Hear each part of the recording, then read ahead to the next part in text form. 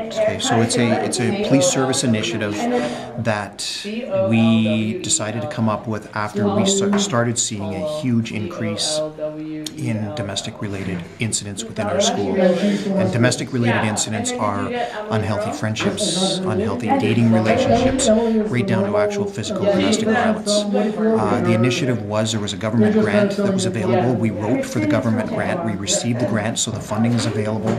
Then it was to come up with a plan. And the plan was to get a representative from every school to get together to come up with an idea to promote healthy relationships, healthy friendships within our schools.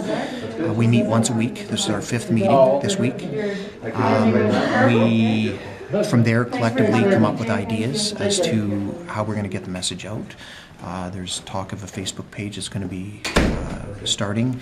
There's media presentation going to be done with T-shirts, campaign posters. That's all going to be coming out. The launch, they're looking for a February launch. When everything is said and done and the message is there to promote to the schools, they will take the message back to their schools, and it's going to be a peer-to-peer message. Looking at that, I mean, what was the reception when you approached the schools and said, we need to make this student-driven and not top-down, but peer-to-peer? Very positive, a very positive response from all 6 schools, high schools within the city of North Bay. So we're dealing with 3 school boards. Everybody has the same idea. They're all for it. They think it's a positive thing. The school administrations are dealing with unhealthy friendships, unhealthy relationships, and domestic-related occurrences regularly. Myself, as the school liaison officer, when these occurrences come up, they're calling me, and so they see the importance of it, and they also understand that nobody wants to hear a message from a community partner or a police officer when you're a teenager. So what better than a teenager to pass on the message to another teenager, and that's why we're where we're at today. When you talk about unhealthy friendships, are you talking about bullying? Are we addressing that, or fights in the schoolyard?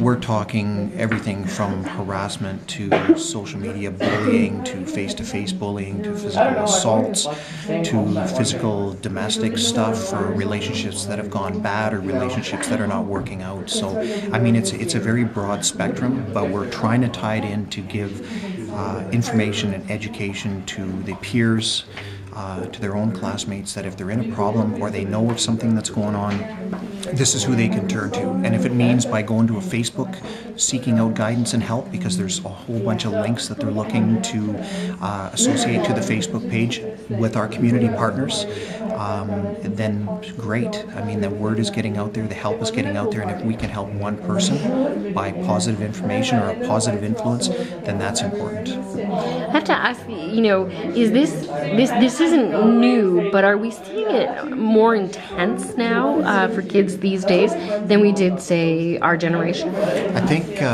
what it was kind of behind closed doors, and it's to get the message that this isn't to be kept quiet. This is a message that needs to be put forth, that this isn't the way things are to be. And if somebody is in an unhealthy relationship, they need to know where they can go and what they can do and who they can turn to not sit back and be silent, because silent is not what we want to be. Speaking up and talking about it is the whole reason behind YAC and the acronym. Getting out, speaking up, standing up. Get this message out here. This is not acceptable.